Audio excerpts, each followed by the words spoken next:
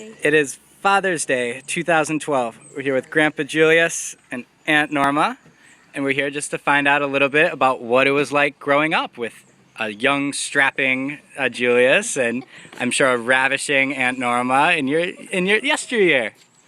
So I guess to start, what we know, Grandpa had a very close relationship with his mother. She used to do his homework and everything. Aunt Norma, what was it like growing up with, in the shadow of Grandpa Julius's academic excellence? Neither of them in the You gotta do it. Well, the saving grace for me was that I was my father's favorite, so that made up for his being my mother's favorite. But what I remember about my brother growing up is that he always had a hobby. Do you remember, Julie? You used to catch butterflies, Oh, yeah. Oh, and my you God. mounted them. Oh, God, yes. And then we had a fish tank with every imaginable kind of Yes, fish in fishes. it. And then I also remember you were involved in doing chemical experiments, Yeah, we set fire and to the and rug. you and I was your helper. Wait, I just heard he set fire to the rug. Dude, And something hear caught that story. caught fire. that's right. That's when I was with Sam doing Do you remember that? it. Sure, I remember. Yeah. But the most exciting part He said, my mother's going was to kill us.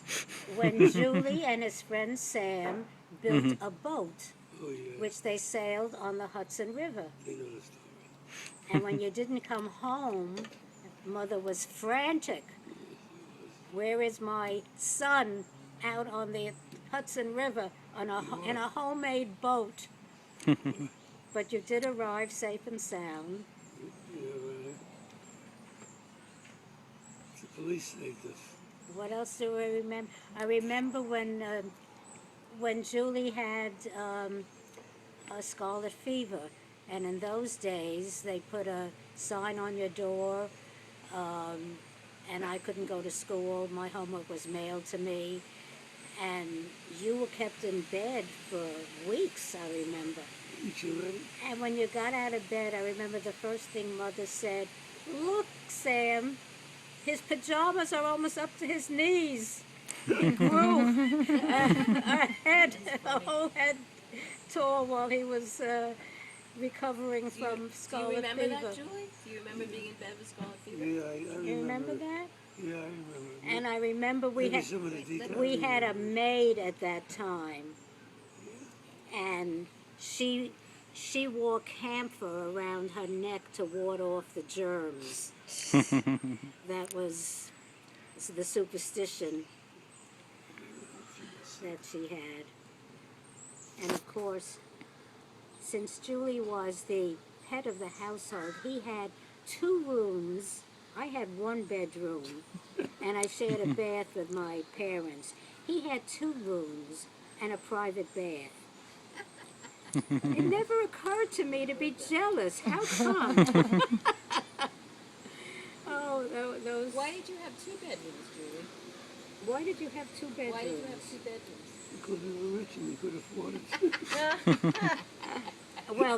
Well, after a while, the second bedroom, when Dad had reverses, Mother took in a boarder, and that second bedroom was for the boarder.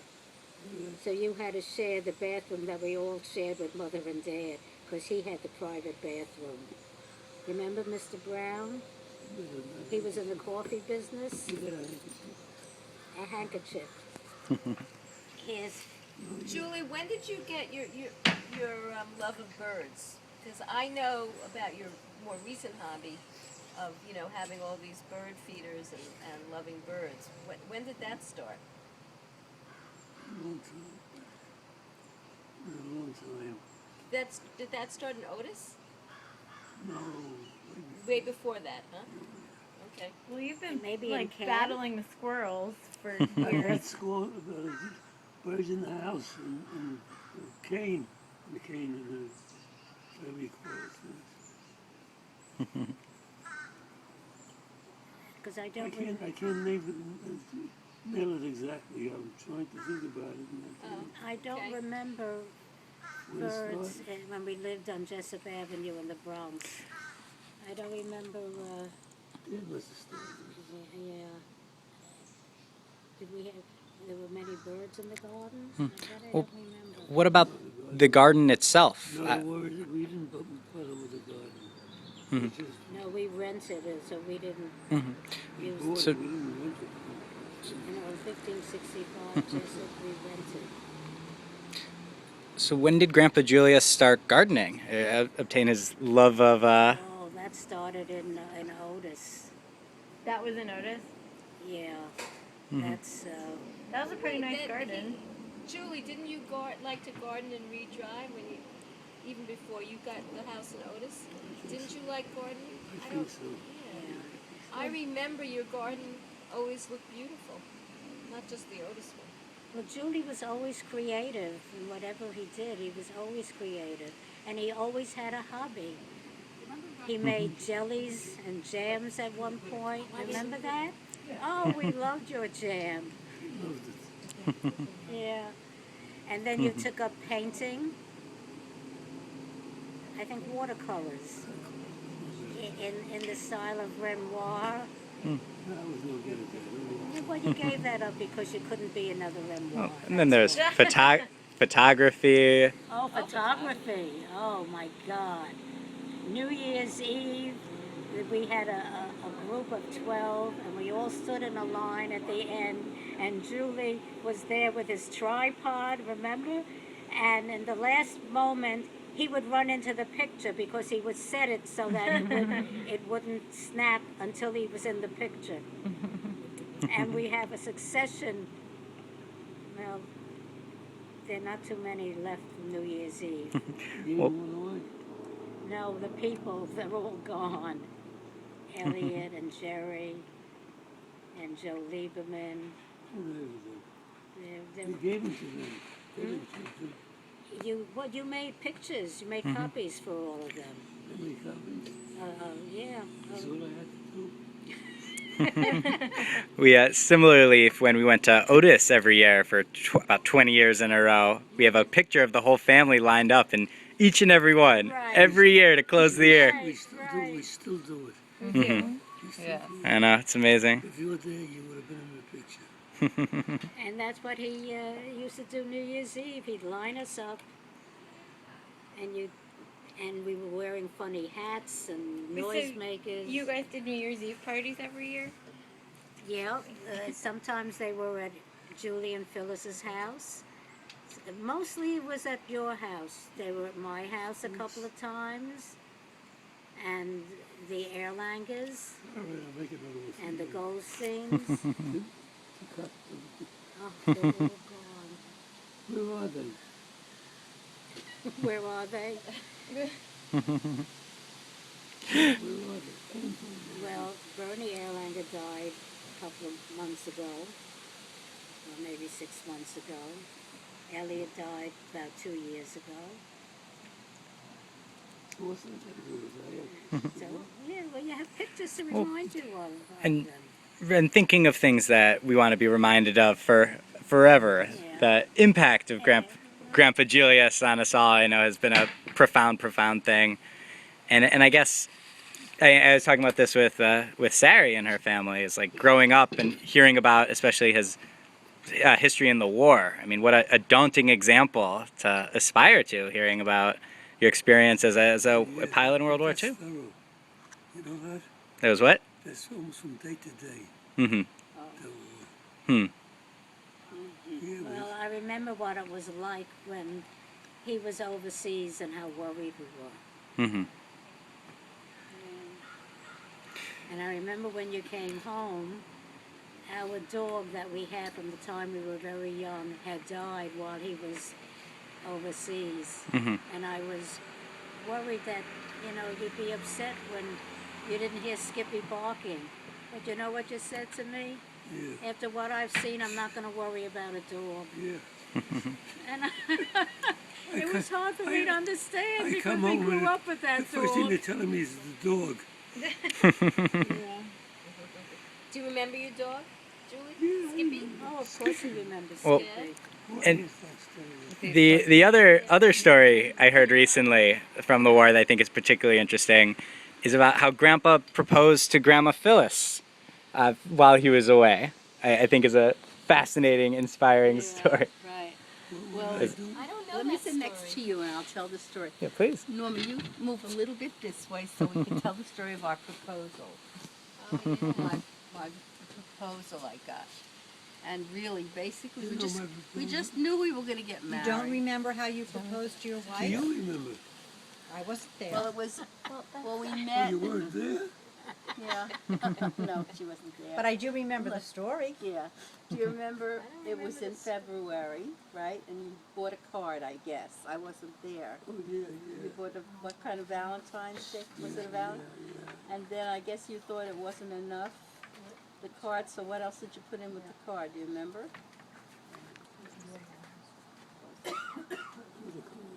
Postcard. Do you remember what you wrote on the postcard? No, because I remember. 3 boxes, and one of them said, yes. One of them said yes. Yes, maybe. No. That's it. Those are the 3. Yes, box. No box, and maybe, for a box. And I got the card for Valentine's Day, and then the card was a postcard. Did he send this to you in the mail? And I had a return address.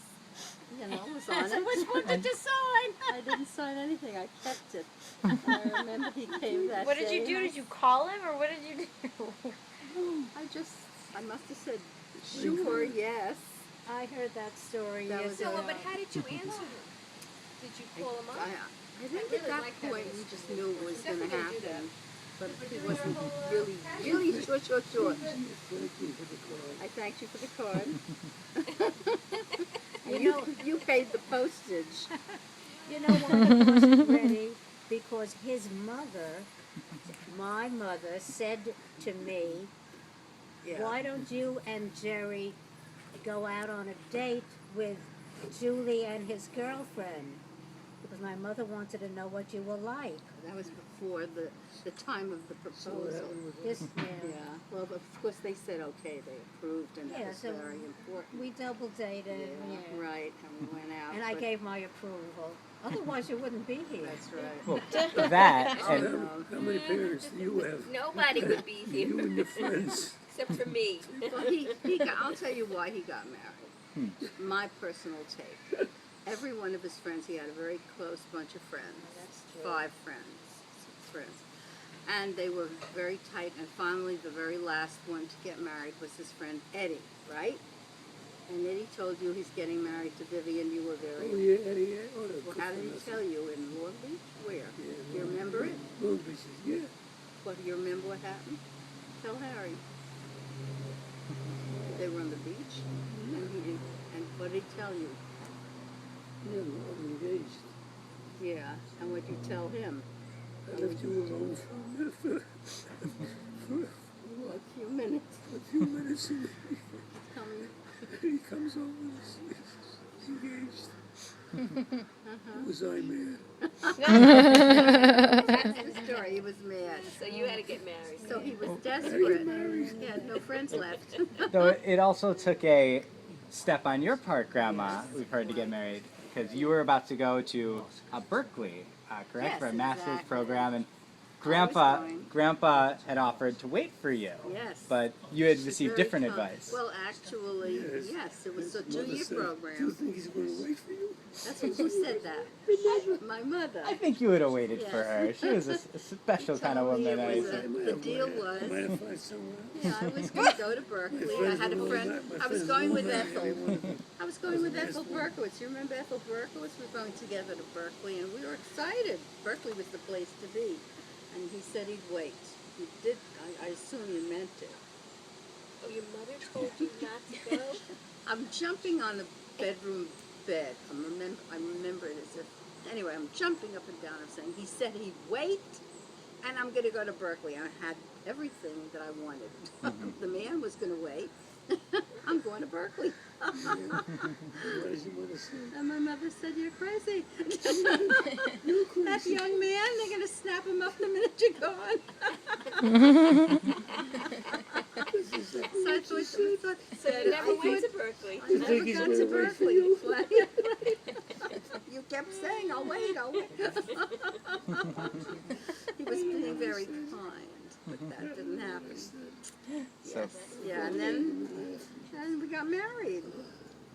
And then the children came fast and furious. Oh, but Laura was, she was our third. Of course, Julie, I think, had it in his mind he might have a son, I guess, after 2 daughters.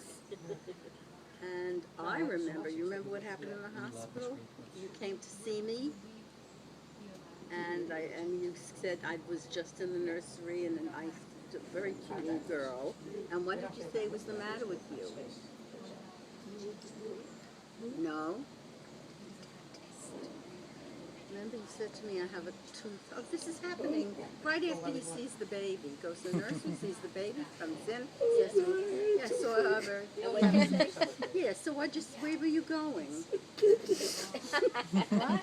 The dentist. Comes in, Going to the says, dentist. very cute girl. I have a toothache. This is how excited he was. The third girl. I have a toothache. I've got to go to the dentist. Those are the exact words I remember. Well, She didn't like them. I didn't like those words. of course, you had 3 beautiful girls. So true. And back to Grandpa's photography hobby, the other paralleled series of photos we've seen are the 3 women through the years, from when they were very little girls, in the same color clothing. Somehow it always ended up. In the pictures, there's such symmetry. My mom in blue, what was it, Ellen in red, and I think Carol in blue too. Every year through the years. It's not easy to go with 3 girls and buy clothing. But it works for the photo symmetry. It's beautiful. I imagine it more. Grandpa always is choreographing the next set of photos is how he imagines all this. First of all, I will tell you that Laura was not easy to buy for. No. So now you know. Do you want to record more? Terribly You want me to difficult to record buy more? Figure out this because she just didn't like I have a better anything that I liked, I think. I don't think she liked things that I liked, and she liked this. But I remember that when she didn't like something that I thought she should buy, she had this wonderful pattern. She used to say, "It's too tight." She found the secret. She would never approach it head on with her mother. She wasn't too smart to do that. She said, It's too tight. "It's too tight, Mom. But if you want me to buy it," everything, all of the shoes. There wasn't a pair of shoes that we ever could agree on. In fact, recently we saw Sylvia, and she remembered. Well, whenever I saw her, she remembered you went to Jill Joy in Great Neck. It was never a pair of shoes, so she was always saying to me, "It hurts." And that was always a big problem. And he couldn't, this man, he had patience, but for 3 girls with 3 clothes, that's asking. Did Laura ever get hand-me-downs or no? No, Laura, Never. no, not really. Because there was nothing she really was crazy about. Not like me. All I wanted to do was Oh, wear I my remember sister's what we clothes. used to do with Laura. I'll tell you what we did with your mom. What? If she liked something, it was such a joy. It was such a big deal. So if she liked a skirt, I bought it for her in every color. Because it was just so hard to find. So if she liked it and it was green, I bought blue, burgundy, every single color. That's funny. That's what we bought. Remember? He would never. Money that way. I would ask him for money that week. Yeah, I was always asking for money. My favorite story that I've heard you tell about my mom, and I'm very biased on this front, but the first day I moved to New York, I went out for lunch with Grandma, with Ellen and Nikki, Right. and we were just by my apartment, and Grandma stops in the middle of the lunch and goes, "Wait, I've been here before. When we brought Laura to NYU, we had exactly the same meal. We had the same discussion. I don't believe this is happening." And then she goes, well, you know, your father took your mother away from New York City, but we're taking Away Sprint back. We'll take you back. Yes, we'll happily take you back. Yes, we will. Right. Looking And for an apartment with Laura was something, because you couldn't find a lot of apartments. So finally we settled on some place in the village where they used to have these huge windows, tall windows, and if you went to one apartment, the window would be on the bottom in that apartment. And the next apartment up, it would be at the top. So either you liked to stand up on a stool to look out, or you had to kind of get down on your stomach to see to get out of the. That's how they broke up the apartments. So you didn't like anything. Well, you kept taking us to New York City, to the village, remember? To look for an apartment. Finally, I think a friend of yours found us an apartment.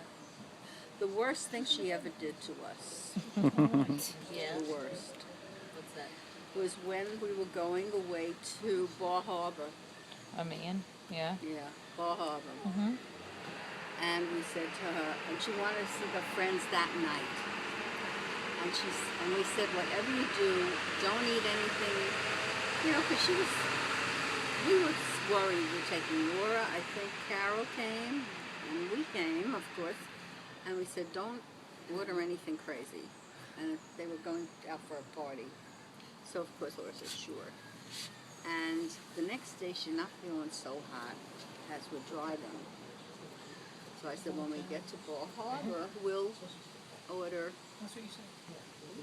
Remember? Didn't we order it? So tell Harry wants to know what we ordered, so you tell him. Oatmeal. It was, and she liked it, so we were sort of safe. I liked it. And you liked it, so we thought, okay, this is going to pass, but it did not pass, and she was really in misery. Well, how many years ago were we talking? A long time ago. So how did we get through? So she was in high school and college. How old was she? High So school. how do we get through? So how do we get through it? So anyway, they, Carol and Julie and Laura. Carol and Julie went out on this hiking, in Bar Harbor, and Laura stayed with me in the motel room eating oatmeal. But it wasn't really working, so we decided we had to go home. And so we kept saying, what did you eat? And finally she really admitted that she had had pepperoni pizza. At that point, you hit the roof. And we had this whole big vacation planned, So we went back to New York. She's still not good, remember? And then what happened was the day that we came back, we went to the doctor, Dr. Richmond, remember? And he looked at her and he says, it's ptomaine or whatever. And he gave her a shot. And after he gave her the shot, you wouldn't believe this. This is the truth. He gave her the shot and where'd she go, right? She fainted. You didn't faint. She went down to the floor. Gives her a shot. She goes down to the floor and she's flat out. Wow. Laura. Oh, Laura. She's on the floor, remember? Yeah. And They then got that and carry her around. How old was she at He this says, point? take her out of here. How old Yes, was she? very simpatico. I don't know, Norm. I don't remember exactly, but she must have been high school, maybe senior year of high school. So she's on the floor. This is my internist. We really liked him too. So anyway, and she's out, really. And he says to Julie, okay, get her out of here. And we did. We took her home, and it took another few days to get her better. We carried her out. He was not going to carry her out. well, speaking of So it just kicked you out on the Hang floor? speaking of carrying Laura out, we love the story when after my father proposed to my mother, and you heard that she was going to move to Wisconsin. You weren't entirely sure where Wisconsin was. So you and Grandpa had to look at a map to check it out. I recall the story. I don't remember. I remember when she told us. We were we were very excited. It was a very exciting day. And you know, it was interesting. I remember thinking, oh, the antiquing will be very good out there. Because we used to do so much antiquing. Every weekend, Charles wanted to go antiquing. So we would all pile in and go out to Pennsylvania, to Renninger's. Wasn't it fun? And Especially Brimfield. coming home with 2 people in the car. Yeah, but a lot of furniture in the car. The furniture, yeah, the furniture. Yeah, we got a lot of good stuff there. Yeah, very interesting. And the antiquing was good in Wisconsin, remember? Yeah. Well, I'm very biased, but I'm happy that you were able to respond to Grandpa's postcard adequately, that you were able to not take a risk, even if Grandpa was going to wait for you. It didn't come down to that to have all of our existence. Yeah, good point. And it's Good point, Harry. no, it's a happy existence for the Julius Rubin and Phyllis Rubin led household, and we're all just so happy to be here and be able to celebrate Father's Day. Oh, thank you very much That was for very this nice. lovely Yeah. chance to talk about our life together, Julius and Phyllis, or Phyllis and Julius. All right. We'll Well, work that out. until next time. It's such